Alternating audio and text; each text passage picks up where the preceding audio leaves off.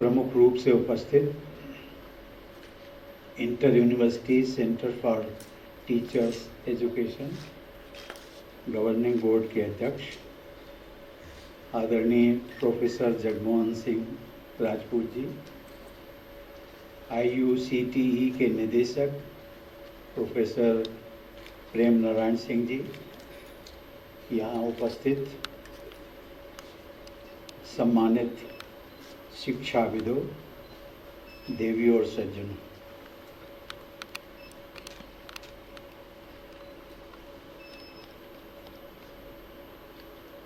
सीखना, जीवन पर्यंत सीखना और उसके पश्चात सिखाना,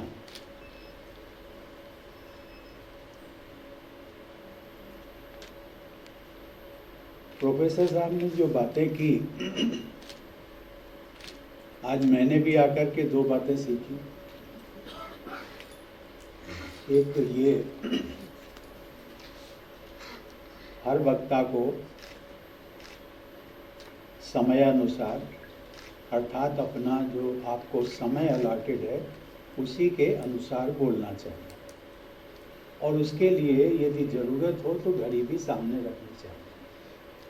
प्रोफेसर साहब ने रखी थी। और एक बात मैंने और आज सीखी, जो कि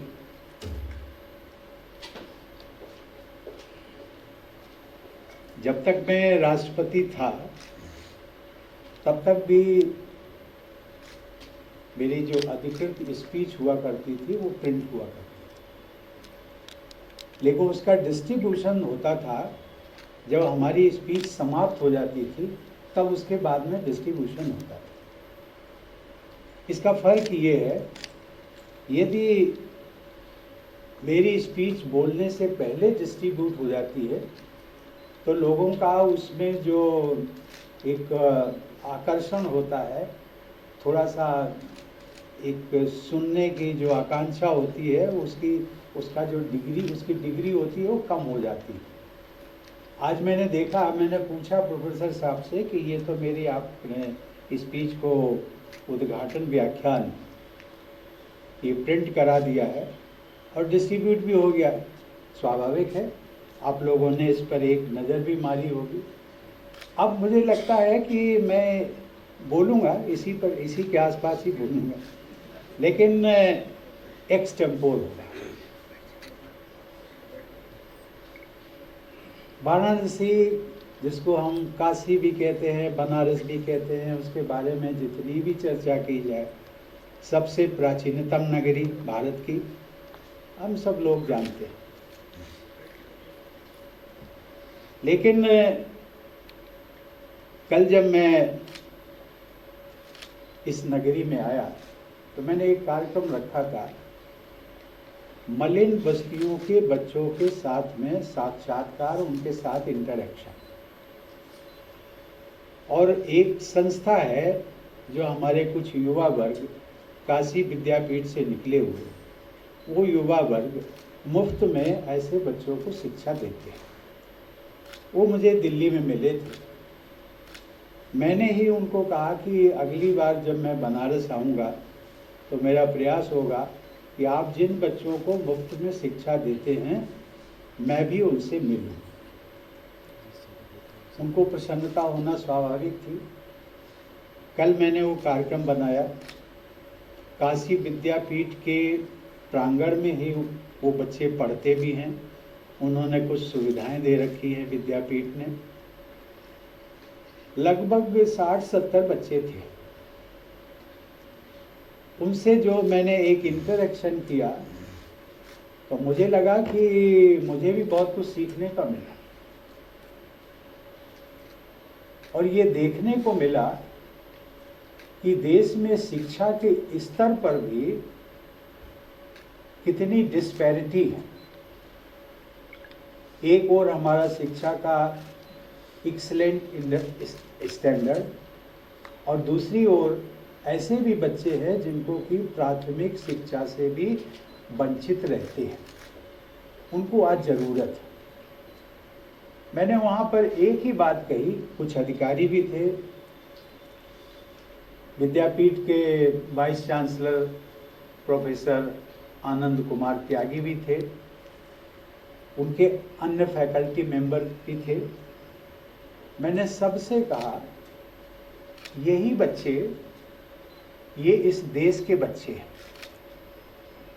देश का हर बच्चा हमारा अपना बच्चा है, और इस भावना के साथ में जब हम देखेंगे तो अपने मन में जो एक होता है कि हम राष्ट्र सेवा की बात करते हैं, राष्ट्र सेवा कहाँ से आएगी? क्या राष्ट्र सेवा हमें अपने बच्चों, अपने रिश्तेदारों के बच्चों अथवा अन्य जो हमारा नॉन सर्किल है उनके बच्चों की शिक्षा, उनके बच्चों की नौकरी, उनके बच्चों का भविष्य में ध्यान रखना ही क्या राष्ट्र सेवा है? नहीं। मैंने कहा शायद ये हम इसका गलत संदर्भ ले रहे हैं। वो राष्ट्र सेवा में आपके सामने जो भी आता है, जो भी आपका कर्तव्य बनता है, यदि बच्चे बनते हैं उनको कुछ सिखाना है, यदि दूसरे लोग मिलते हैं उनको कुछ देना है, उनको कुछ मदद करना है, उनके जीवन को उठाना है, उनके जीवन को गति देना है, वो सब भी हमारी राष्ट्र सेवा में और राष्ट्र कर्तव्य की परिभाषा में शामिल होता है। और इसलिए इन बच्चों को, ये केवल बच्चे बनारस के बच्चे नहीं हैं, अथवा जो आप सब लोग यहाँ एकत्रित हैं ये आपके बच्चे नहीं हैं। आप अपने बच्चों को, मैं भी मानता हूँ कि हमारे बच्चे हैं, क्योंकि वो देश के बच्चे हैं। और यदि हम ये दावा करते हैं बार बार कि राष्ट्र सेवा हम कर रहे हैं, बच्चों का स्तर, शिक्षा का स्तर बढ़ा रहे हैं, तो वो जिम्मेदारी भी हमारी है। अब वो छोटे बच्चे, उनके पास पहनने के लिए अपने कपड़े नहीं। एक बच्चे को शायद आप लोगों ने देखा होगा, यहाँ कुछ न्यूज़पेपर रिपोर्टिंग भी हुई। एक बेटी थी, छोटी सी बेटी, हम समझ सकते हैं मलिन बस्तियों से आती हैं, उनका रहन सहन उसका, लेकिन उस बच्ची का, मुझे जो एक फ्रॉक पहने हुई थी, उसको देख करके मैं भी भावुक हुआ। भावुक इसलिए हुआ क्योंकि उस बच्ची के जो साइज था, उससे उसकी जो फ्रॉक थी वो बड़ी थी, और उस फ्रॉक पर भी रंग चढ़े हुए थे। तो मुझे आभास हुआ कि अभी कुछ ही समय पहले, इसी महीने में तो हमारा होली का त्यौहार था। शायद वो होली के त्यौहार में उस परिवार के बच्चों ने इसी फ्रॉक को पहना होगा। इस बच्ची ने नहीं पहना होगा तो इसकी बड़ी बहन होगी, उसने पहना होगा। आज इस बच्ची को, चूँकि पूर्व राष्ट्रपति जी से मिलने का कार्यक्रम था, तो माँ बाप ने सोचा होगा कि शायद इसी कपड़े को हम धो करके इस बच्ची को पहना करके, अब कपड़ा अच्छा था इसलिए उन्होंने भेजा। मुझे एक जो दयनीय स्थिति, इसका मैं यहाँ उल्लेख कर रहा हूँ, ये यदि वो दयनीय स्थिति बनारस के बच्चों की है, एक बच्ची का जिसका मैंने उदाहरण दिया, उस बच्ची को मैं अपना मानता, और मुझे लगता है हर देशवासी को यही, इसी भावना से यदि हम काम करेंगे तो मुझे लगता है कि हमारे जीवन की सार्थकता है, हमारे व्यवसाय, हमारे जो टीचिंग स्टाफ जिसको हम कहते हैं, उसकी सार्थकता है। ये सीखने और सिखाने की जो बात प्रोफेसर राजपूत जी ने की, सचमुच में जीवन पर्यंत यदि हम सीखने की भावना रखेंगे, तभी हम बच्चों को अथवा समाज को अथवा अपने आसपास के लोगों को कुछ हम सिखाने की सामर्थ्य रख सकते हैं।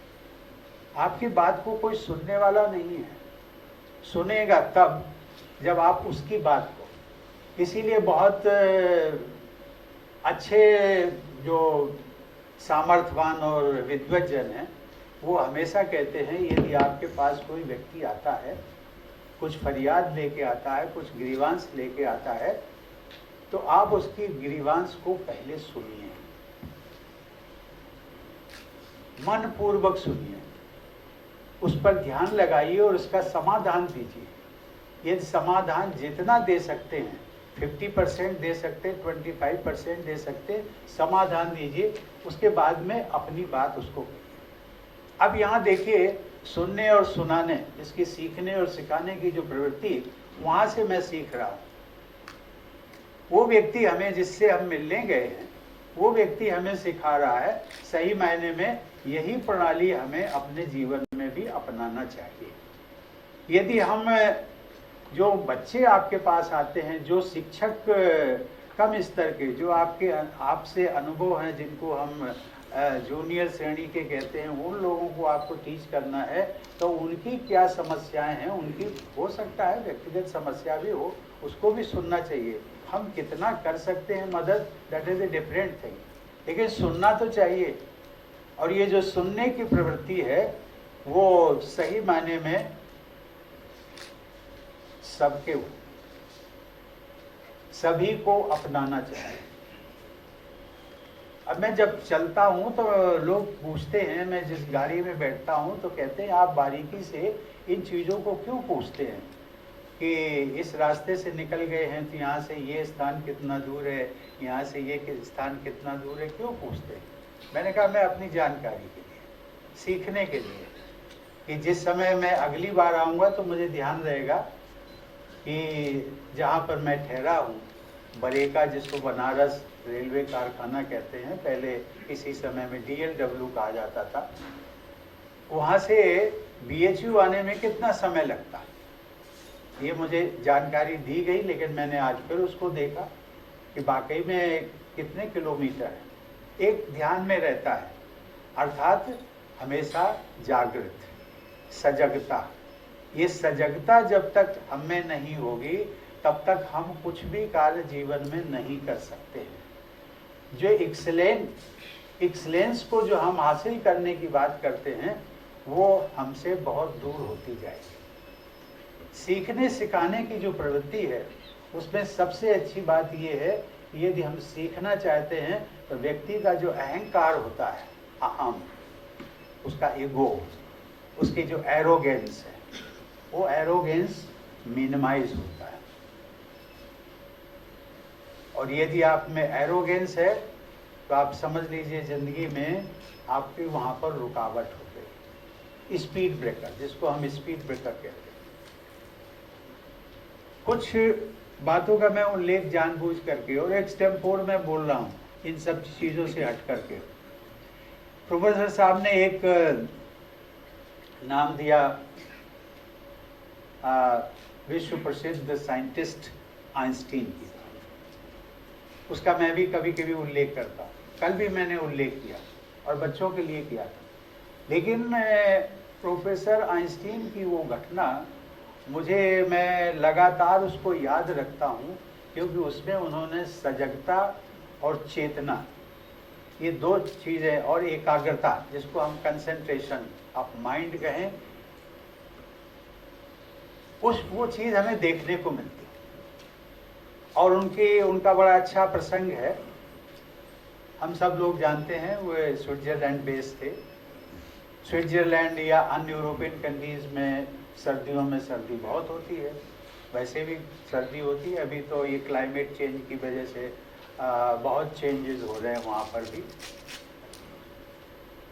एक बार उन्होंने अपना प्रसंग लिखा था, प्रोफेसर साइंटिस्ट आइंस्टीन, जिन्होंने theory of relativity, am I correct, theory of relativity का शायद आविष्कार किया था। वो एक बार ट्रेन में ट्रैवल कर रहे थे, और ट्रेन में ट्रैवल, उनका डेस्टिनेशन काफ़ी दूर था, तो स्वाभाविक है कि गर्म कपड़े पहने थे, जैसे हम लोग हिंदुस्तान में पहनते हैं, नीचे शर्ट और उसके ऊपर आधी बाजू का स्वेटर, फिर पूरी बाजू का स्वेटर, उसके बाद फिर कोट, कोट के ऊपर ओवरकोट, और कहीं कहीं इसी प्रकार से उन्होंने अपना रेल का जो टिकट था वो एक पॉकेट में रख दिया। अब एक ट्रेन के जर्नी के दौरान उनका एक टिकट कलेक्टर आता है, वो चेक करता है। वो शायद जानता नहीं था आइंस्टीन को, तो जैसे टिकट चेकर के स्वाभाविक होती है, टिकट प्लीज, इस प्रकार से वो उनकी सीट पर पहुंचे। तो वैज्ञानिक आइंस्टीन ने ये जेब देखी, राइट लेफ्ट, आगे पीछे ऊपर नीचे सब जगह उनको टिकट नहीं मिला। और टिकट था किसी पॉकेट में होगा, नहीं मिला। तो in the meantime ticket checker ने कहा कि excuse me sir, I will come back to you again. और वो नेक्स्ट पैसेंजर के पास गया। तो उस टिकट कलेक्टर से पैसेंजर ने कहा कि mister ticket collector, don't you recognise he is the world famous scientist Einstein.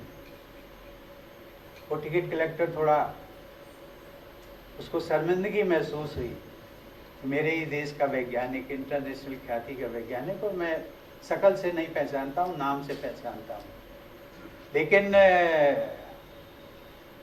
उसने कहा I will go and seek pardon of him.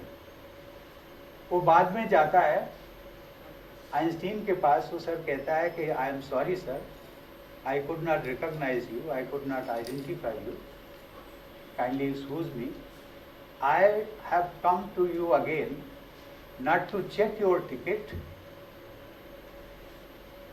but to say that I don't need to check your ticket because you are the world famous scientist। और मैं समझता हूँ कि मेरे countries में आप जैसे लोग जो हैं कभी बिना टिकट चल ही नहीं सकते, इसलिए मैं ये केवल आपको बताने के लिए आया हूँ। प्रोफेसर आइंस्टीन का रिस्पांस था, उन्होंने कहा कि मिस्टर टिकट कलेक्टर, मेरी प्रॉब्लम वो नहीं है जो आप समझते हैं, मुझे अपना डेस्टिनेशन नहीं पता है, क्योंकि वो टिकट में ही लिखा हुआ है मेरा डेस्टिनेशन। मेरी प्रॉब्लम वो है। इस प्रकार बात क्या थी, the moment he boarded the train, he took out a book and started reading। उसमें वो बुक में इतना मशगूल हो गए थे कि उन्होंने अपना टिकट कहाँ रखा, ऊपर की जेब में रखा, नीचे की जेब में रखा, कहाँ रखा, ये उनको बिल्कुल नहीं आभास था। अगर वो आभास होता तो शायद उनको ये तुरंत निकाल लेते इस पेन में। जैसे हमारा पेन लगा है, हमें आभास है कि ये इसी पेन में है, इसी पॉकेट में पेन लगा, तो हम तुरंत हाथ हमारा वहीं जाएगा। उनको नहीं पता। अल्टीमेटली उनको मिल गया, उनका टिकट भी मिल गया, उनको डेस्टिनेशन। ये मैंने उनके मन की एकाग्रता, कंसंट्रेशन ऑफ माइंड, और उनकी कितनी उनकी हम तन्मयता को हम ध्यान दे सकते हैं। He did not waste a single moment even while travelling in a train. जीवन के हर क्षण बहुत ये एक बार क्षण जो निकल जाता है वो कभी वापस नहीं आता, कभी वापस नहीं आएगा।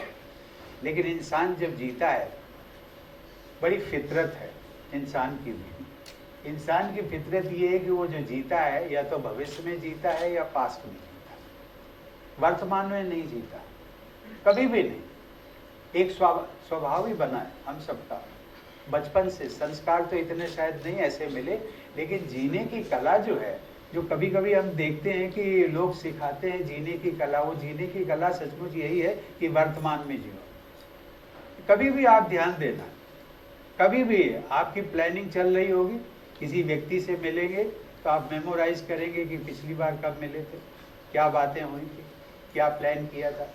आप चलते हैं, अकेले चलते हैं, किसी के साथ में चलते हैं, हमेशा प्लान फ्यूचर के लिए, अगली बार फिर मिलेंगे, ये करेंगे, वो करेंगे। पूरी ज़िंदगी भर का आपके पास, हमारे बेटा है, बेटी है, उनकी शादी करेंगे, कहाँ करेंगे, वो भी सब चीज़ें तय कर लेते हैं। मकान भी बनवाना है, छोटा मकान है, बड़ा मकान बनवाएंगे। आज हमारी स्थिति जो है असिस्टेंट प्रोफेसर की है, how could I become the professor. उसके बाद में फिर प्रो वाइस चांसलर, फिर वीसी, उसके लिए भी तीर तुक्का कैसे लगाना, किससे अप्रोच, क्या प्लानिंग। ये प्लानिंग जो है, ये सब प्लानिंग सब फ्यूचर की चल रही है। वर्तमान में हमें क्या करना है, हमें क्या दायित्व मिला है, उस पर हमारा ध्यान बहुत कम जाता है, बहुत कम जाता है। हम सबको, राजपूत जी, मैं एक ही बात कहना चाहता हूँ टीचर्स को, बताने की कोई बात नहीं होती है, लेकिन सीखना, सिखाना और वर्तमान में जीना, इसको मैं बहुत महत्वपूर्ण मानता हूँ। वर्तमान में जीना, जो वर्तमान में दायित्व मिला है, उस दायित्व को हम कैसे अधिक से अधिक अपनी क्षमता के साथ में कैसे हम निभा सके, उस पर भी चिंतन मनन करते रहना।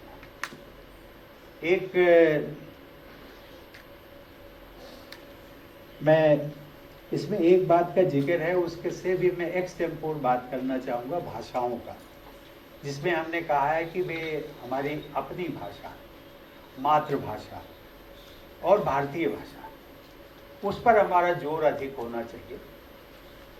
उसका संदर्भ भी हमने इसमें दिया है। कोर्ट कचहरी में भी जो है सही मायने में जो अप टू डिस्ट्रिक्ट लेवल होता है वो हमेशा लोकल लैंग्वेज में होता है। वकालत भी होती है, पिटीशन भी फाइल होते हैं, बहस भी होती है, सब कुछ।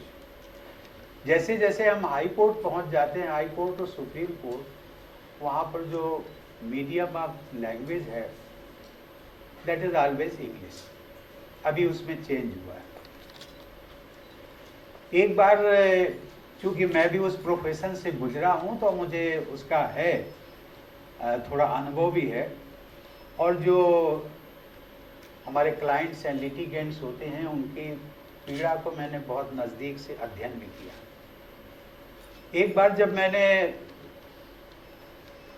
जस्टिस रंजन गोगोई, उनको मैंने ओथ दिलाई चीफ जस्टिस की, उसके बाद में एक प्रोटोकॉल ये कहता है chief justice comes to the president, seeks an appointment for making a courtesy call. वो आते हैं, चाय वाय पीते हम लोग, तो वो ओथ लेने के बाद में नेक्स्ट वीक में आए, मिले, हम लोग बैठे थे। उन्होंने कहा सर आप भी इस प्रोफेशन से, हमारी फ्रेटर्निटी से जुड़े रहे हैं, कुछ आपके अनुभव हों, कुछ आपको सजेशन हो तो आज आप हमें देंगे तो मैं उसको ज़रूर ध्यान में रखूँगा। मैंने उनको कहा कि चीफ जस्टिस साहब, मेरे मन में एक बात है, उसको मैं कभी कभी पीड़ा भी कहता हूँ। पीड़ा इसलिए क्योंकि हमारे हिंदुस्तान में जो लिटिगेंट्स हैं, मोस्टली लिटिगेंट्स हैं, वो अपनी भाषा को समझते हैं, अंग्रेजी भाषा को नहीं समझते। अंग्रेजी भाषा को केवल वकील समझता है। उस लिटिगेंट को ये पता नहीं होता है कि हमारा वकील, मैं ये हाई कोर्ट की बात कर रहा हूँ, लिटिगेंट को पता नहीं होता है कि हमारा वकील जो बोल रहा है वो हम क्या बोल रहा है, हमारे फेवर में बोल रहा है या कि दूसरी पार्टी के फेवर में बोल रहा है। ये दोनों वकील अंग्रेजी जानते हैं और हम दोनों नहीं जानते हैं। क्या है, कुछ नहीं, वो आता है बस सुनता है, और उसको एक ही उम्मीद रहती है, न्याय की उम्मीद, हम अपने मुकदमे में कैसे जीतें। अब दुर्भाग्य से दो पार्टियां हैं, तो दो पार्टियों में एक पार्टी जीतेगी, एक पार्टी हारेगी। जो हारने वाली पार्टी है उसका वकील भी अंग्रेजी में ही बहस कर रहा था। वकीलों की इस प्रकार से, मेरे ख्याल से यहाँ है तो नहीं वकील कुछ, तो वकीलों की ये एक मानसिकता होती है। अभी तो और भी थोड़ा सा, बहुत लालची तो शब्द हम नहीं कहेंगे, लेकिन बहुत उस दिशा में जा रहे हैं। उनको संवेदना जो होनी चाहिए वो नहीं। पैसा लेना अच्छी बात है, फीस लेना अच्छी बात है, जो जितना दे सके उतनी अच्छी बात है, लेकिन किसी को एक्सप्लॉइट करके ये हमारा रेट्स है, ये ऐसा नहीं है। मैंने उनको कहा कि चीफ जस्टिस साहब, मैंने अनुभव किया है कि वो उस केस का जब बहस हो जाती है, रिजल्ट आता है एंड फाइनली ही फाइंड्स कि मैं हार गया, उसके लिए प्रतिष्ठा होती है और वो सोचता है कि मैंने कुछ गलत नहीं किया है, मैं हारा हूँ तो कुछ कानूनी दांव-पेच की वजह से हार गया हूँ, इतना उसको अनुभव रहता है। अब वो कहता है वकील साहब, हम इसमें हाई कोर्ट से सुप्रीम कोर्ट जाएंगे। वकील साहब ठीक है, आ जाना, जब आपके जजमेंट की कॉपी मिलेगी आप आ जाना, कंसल्ट कर लेना। वो बेचारा क्लाइंट ये सोचता है कि इन वकील साहब को जितनी भी हमने fees they the during the course of argument, उसी फीस में शायद ये हमारा कंसल्टेशन भी करेंगे, हमें आगे का रास्ता भी दिखाएंगे। लेकिन वो भ्रम में रहता है क्लाइंट। जब उसको कॉपी मिलती है, और कॉपी वकील जो है कभी भी बुला करके अपने क्लाइंट को नहीं देगा, वो हमेशा कोर्ट क्लर्क जिसको मुंशी कहते हैं ना, मुंशी के माध्यम से, वो तो अंदर बैठे रहते हैं वकील साहब, मुंशी के माध्यम से उसको बुला करके ये लीजिए और ये है। तब अब सवाल ये है कि वो क्लाइंट जो हिंदी जानता है, जो उड़िया जानता है, जो बांग्ला जानता है, लोकल भाषा जानता है, अंग्रेजी नहीं जानता है, तो उसको तो वकील से ही समझना पड़ेगा। और जब कहता है कि मुंशी को कि भाई आप मुझे वकील साहब से मिलवा दीजिए, तो वकील साहब कहते हैं कि नहीं, इसके लिए तुम्हें यू हैव टू पे another set of fees for the purpose of consultation. अब उसके मन की पीड़ा को आप समझिए। एक बार कोई क्लाइंट बन करके देखे और फिर उसके मन की पीड़ा को समझे कि वही वकील जिसको उस क्लाइंट ने 25,000, 50,000, 1 लाख रुपया तक दिया है हाई कोर्ट में बहस करने के लिए, केस लड़ने के लिए, उसने अपनी बीवी बच्चों के अपने जेवर बेचे हैं, ज़मीन बेची है, और ये दे कर के, और इतनी उस वकील साहब में इतनी मतलब एक ह्यूमन एंगल नहीं होता है कि वो second set of fees only for the purpose of consultation, कि इसका नेक्स्ट कोर्स ऑफ एक्शन क्या होगा। ये जब मैंने उनको शेयर किया CJI साहब को, तो उन्होंने कहा क्या आप चाहते क्या? मैंने कहा मैं ये चाहता हूँ judgement should be written in the language which is known to the litigant. हम ये चाहते हैं, और उसी की भाषा में बहस भी हो। बहस अगर वो अंग्रेजी में भी करता है तो अंग्रेजी में आप सुन लीजिए, लेकिन भाषा, जजमेंट की भाषा उसी में होना चाहिए। तो उन्होंने अपनी दिक्कतें बताई, मैं समझता था सुप्रीम कोर्ट की प्रोसीडिंग्स को। उन्होंने कहा जजमेंट तो इस प्रकार का नहीं हो पाएगा। मैंने कहा क्या वे आउट क्या है?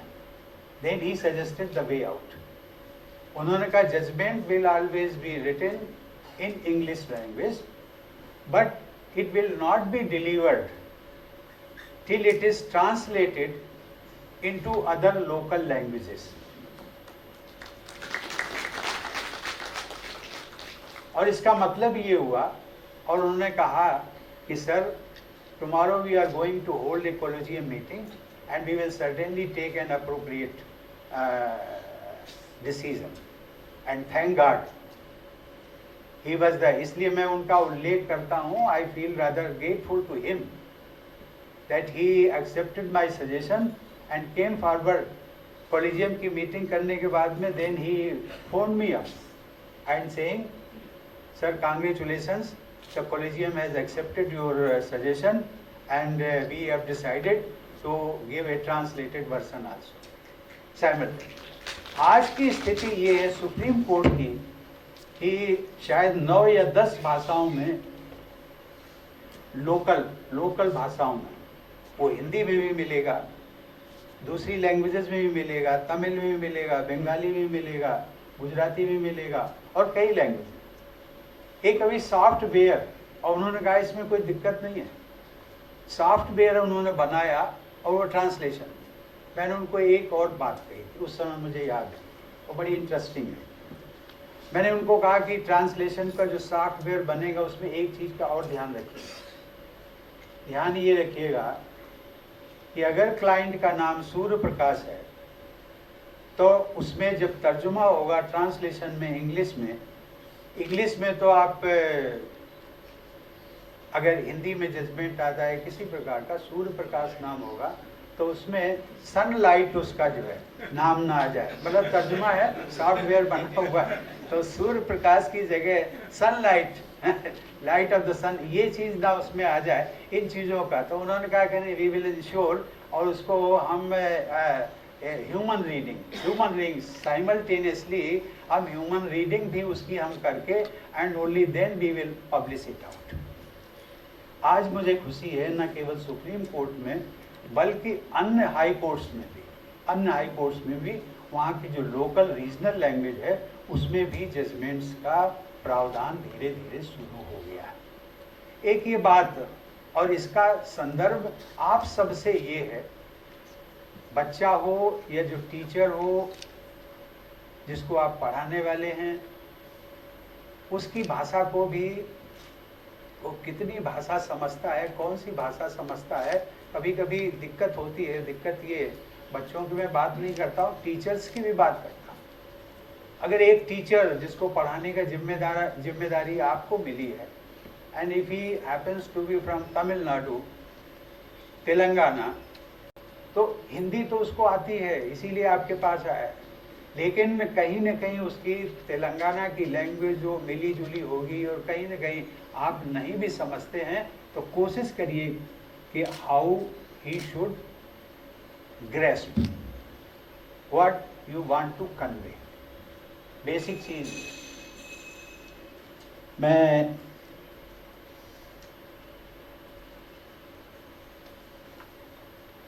शिक्षकों के बीच में बोलना बड़ा कठिन होता है।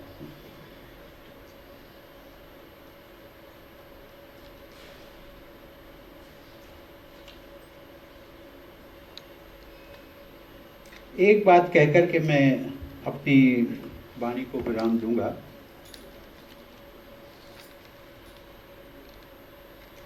आज देश प्रगति पर है। प्रगति अर्थात उसमें गति में इजाफा हुआ है और बहुत, शायद उसकी कल्पना हम अभी कर नहीं पाते। ये तो कभी कभी प्रधानमंत्री जी बोलते हैं, कभी कभी सही मायने में इसको ये देखना है तो आपको विदेश जाने का यदि मौका मिले तो शायद इसका आप अनुभव कर पाएंगे। मैंने जो अनुभव किया जब मैं राष्ट्रपति था, तो एक मैंने अनुभव किया, जिन कैरेबियन कंट्रीज, जिन यूरोपियन कंट्रीज के लोग कभी भी राष्ट्रपति को एयरपोर्ट पर रिसीव करने नहीं आते थे, वो लोग with fanfare, with all the protocols वो आने लगे। और तब मैंने अनुभव किया, और इन द मीन टाइम अनुभव मैंने किया, क्योंकि पहले की बातें मुझे पता थी, बताया गया था कि ये लोग नहीं आते, लेकिन उससे भी आगे बढ़ कर के, और ऐसा नहीं कि वो कोई रामनाथ कोविंद के लिए आते थे, because I was representing, I happened to be the president, by virtue of being president, I was representing virtually 135 crore people. वो हिंदुस्तान की जो आभा है उससे उसको पहचानने लगे थे। और होड़ तब लगती थी जब मुझे बताया गया कि वहाँ के प्रेसिडेंट हमारे जो समकक्ष थे और प्राइम मिनिस्टर भी आते थे एयरपोर्ट पर रिसीव करने, उनमें होड़ ये लगती थी कि वहाँ से जहाँ भी हमें ले जाएंगे, या तो प्रेसिडेंशियल पैलेस में ले जाएंगे ठहराने के लिए, या किसी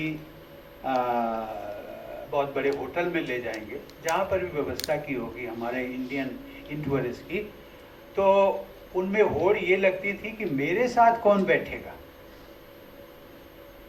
और ये बहुत बड़ी बात थी।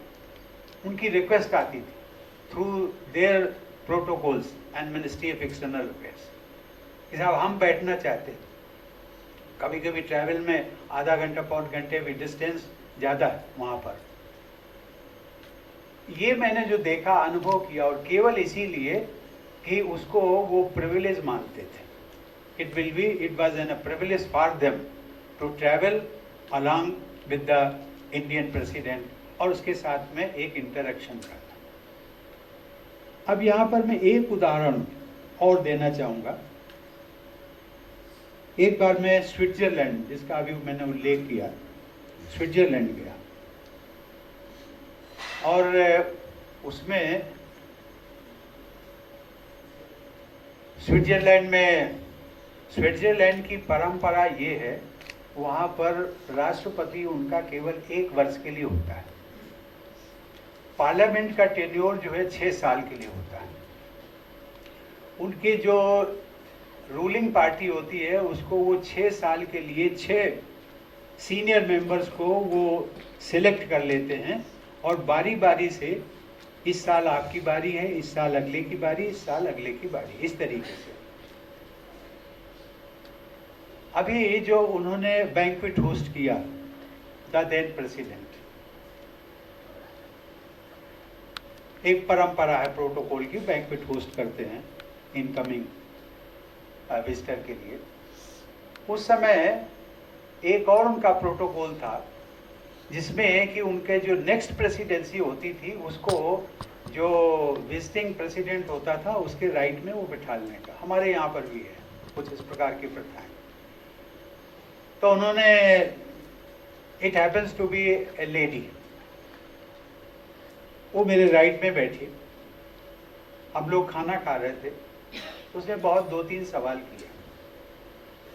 उसका सबसे पहले सवाल ये था कि excellency, can you tell me, as you know Switzerland is a country of prosperity, we are full of money and elegance, but we people in Switzerland don't have mental peace, we don't have harmony, neither in society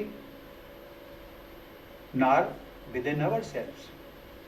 And as against this, India, I know, is not as rich as Switzerland, but their people, I find, they are most satisfied people. They feel self-contented. What is the reason? ये उसने सवाल पूछा। इस सवाल का जवाब आसान नहीं था, लेकिन मैंने उसको स्पिरिचुअलिटी की ओर ले गया। Then I told her, Excellency, our Indian ethos, our Indian culture, they always suggest to every human being that despite your best efforts, whatever you get, you please accept it with grace and feel self-contented and try for the better thing.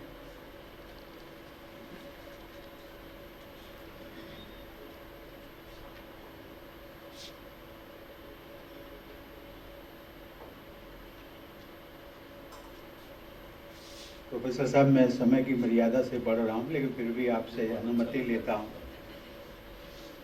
उसके बाद में उसका एक और सवाल था। उसने कहा कि एक्सलेंसी, मैंने उसकी लाइफ के बारे में पूछा। उसने कहा, excellency, I started my career as piano player, जो कि हमारे यहाँ नाइट क्लब और इस प्रकार के वहाँ पर भी होते हैं। उस नाइट क्लब में, जिसको हम लोग डेली वेजेस कह सकते हैं, उसको आप कह सकते हैं कि ये आपका पर नाइट इतना आपको मिलेगा, इस पर वो काम चला। She was a married lady. उसने कहा कि I never thought that I would become the president of this great country. तो उसको मैंने कहा कि excellency, in India we call it destiny. उसने कहा, excellency, how could you tell me, this is my destiny.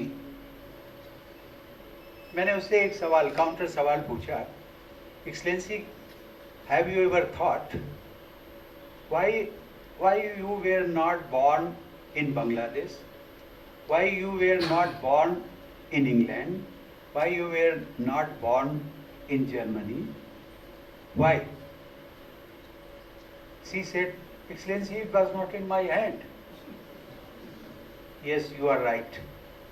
But in India we believe that if your destiny wants you to take to somewhere, then the situation around you will mold your life in that way. और मैंने कहा कि आप destiny आपको इसीलिए, because you had to become the president of this great country, that is why you were born in Switzerland. और जब इन चीज़ों को देन आई टोल्ड अबाउट कि हाँ excellency how do you analyse all these things. हमने कहा in India we take it as a matter of spirituality. We call it spirituality. And then she became so much eager to learn about spirituality. उसने कहा excellency next month I am coming to Delhi and if you happen to be in Delhi I will certainly be happy to meet you and all that. In the meantime मैंने वहाँ से कुछ अपनी हमारी जो embassy थी उनसे हमने कुछ बुक्स वगैरह मंगवाई स्पिरिचुअलिटी और रिलीजन पर, वो हमने पास ऑन किया। ये स्टोरी मैंने जानबूझ करके आपको इसलिए सुनाई और इसका समाप्ति में एक उदाहरण दे करके आज इंडिया की, ये तो मैं नहीं कहता हूँ कि विश्व शक्ति, लोग कहते हैं कि विश्व गुरु की बात करते हैं और मैं कभी कभी कहता हूँ कि मैं आपकी बात से सहमत नहीं हूँ। महाविश्व शक्ति तो इंडिया बन चुका है, उसको आप चाहे विश्व गुरु कहें चाहे महाशक्ति कहें, इंडिया बन चुका है। और यदि ना बना होता तो यूक्रेन और रसिया के बीच का जो युद्ध चल रहा है 1 साल से ज़्यादा हो गया, एक दूसरे की कोई बात नहीं सुनने के लिए तैयार है, लेकिन ऐसे माहौल में भी अगर उन दोनों ने बात सुनी है तो इंडिया की बात को सुना है। जब प्राइम मिनिस्टर ने ये कहा था कि dialogue is the only solution, और उसको अन्य कई कंट्रीज ने इंडोर्स किया, और ये एक बहुत बड़ी बात है। ये मुझे नहीं लगता है कि इतिहास में कहीं हुआ होगा कि 2 कंट्रीज युद्ध कर रहे हों और उन कंट्रीज को कहें कि आप 24 घंटे के लिए सीज फायर कर दीजिए। और आप शायद जानते होंगे 23,000 हमारे बच्चे थे वहाँ पर फंसे हुए थे यूक्रेन में, सकुशल बच्चे वापस आ गए। वो 24 घंटे के अंदर भारत सरकार ने कई स्पेशल फ्लाइट्स भेजी, 4 कंट्री जो बॉर्डर पर थे उन सब बच्चों को कहा जिस बॉर्डर पर आप पहुंच सकते हैं वहाँ पहुंचिए, हमारे एम्बेसीज के लोग मिलेंगे, और तिरंगा केवल हमारा चिन्ह था, तिरंगा को देख करके आप चले जाइए, आगे बढ़ते जाइए। आप अमेरिका और चाइना जैसे जिनको हम वर्ल्ड पावर कहते हैं, उन लोगों ने अपने स्टूडेंट्स को कह दिया था कि बच्चों जिस तरीके से आप अपने एफर्ट से यूक्रेन गए हो स्टडी के लिए, वही आप उसी तरीके से आप आ सकते हो तो वापस आइए, otherwise you remain there, we are helpless. तो मैं कहता हूँ कि जब ऐसी सिचुएशन में अमेरिका और चाइना जैसे देशों ने हाथ खड़े कर दिए हों और उसमें अगर इंडिया की बात सुनी गई तो विश्व शक्ति कहने के लिए अभी आपको और कुछ कहना पड़ेगा और कुछ जोड़ना पड़ेगा। अभी आप G20 की आपको प्रेसिडेंसी मिली, अब G20 में कौन कौन कंट्रीज हैं हम सब जानते हैं। विश्व का कोई भी डेवलप्ड कंट्री नहीं छूटा है, अब उनकी बीच की प्रेसिडेंसी आपको मिली है। यही लक्षण है। विश्व शक्ति और विश्व गुरु की कल्पना इस आधार पर कभी नहीं करना चाहिए कि कोई विश्व की कोई वर्ल्ड गवर्नमेंट बनेगी, उसकी कैपिटल होगी इंडिया और इंडिया में भी दिल्ली होगी, and our president will be the world president, our prime minister will be known as the world prime minister. ऐसा कभी नहीं होने वाला। जो होने वाला है उसी को आप कहिए कि yes you have already become the world power. आज आप 5th इकोनॉमिक वर्ल्ड पावर हैं, अगले 2 वर्षों में या 3 वर्षों में we are going to be the 3rd one. हमने इंग्लैंड को पीछे छोड़ दिया, हमने जर्मनी को पीछे छोड़ दिया, कई कंट्रीज फ्रांस को पीछे छोड़ दिया इकोनॉमी के मामले में। अभी ये इकोनॉमी क्या है आप कैसे कह सकते हैं? मैं केवल आपका एक पासिंग रेफरेंस केवल महाशक्ति के बारे में, इंडिया इज राइजिंग। ये पॉलिटिकल चीज़ें ये सब चलती रहेंगी, इसका कोई अंत नहीं है। We are living in a democracy, ये सब चीज़ें चलेंगी। कोई इसको everybody wants to get political power, उसके लिए हमें उसी दिशा में सोचना चाहिए। मुझे लगता है कि मेरा आना यहाँ काफ़ी सार्थक हुआ। मुझे एक बात करने का आप सबसे मौका मिला, इसे मैं अपना सौभाग्य समझता हूँ। फिर कभी मौका मिलेगा इसी उम्मीद के साथ में। जय हिंद, नमस्कार।